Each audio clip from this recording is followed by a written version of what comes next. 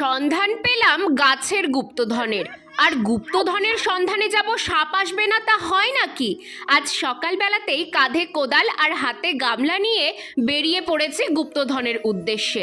এই যে পুকুর পাড়ের এই পুরো জায়গাটায় গাছের গুপ্তধন লুকিয়ে আছে। কিন্তু এ কি, আমি ছাড়াও এই গুপ্তধনের খবর আর কেউ জানে নাকি? মাটি খোঁড়া, আবার জলের মধ্যে ওটা কি? হাতে নিতেই দেখি এর মধ্যে মাছের থেকে সাপই বেশি আটকে আছে। আসলে মাছ ধরার জন্য কেউ এরকম একটা জাল বিছিয়ে গেছে। সব ভুলে শুরু করলাম মাটি কোপানো, কিন্তু এত মাটি কুপিয়েও গুপ্তধন বেরোচ্ছে না।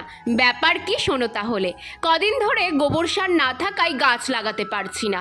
তখনই মনে হলো বাড়ির পাশে পুকুর থাকতে আমার চিন্তা কিসের? আসলে জলে ডোবা জায়গার পলি মাটি গাছের অমৃত। এই মাটিতে গাছ লাগালে আর কোনো সারের দরকার পড়ে না। তোমরাও যারা হাতের কাছে গোবর সার পাও না, তারা এই মাটিতে গাছ লাগাতে পারো।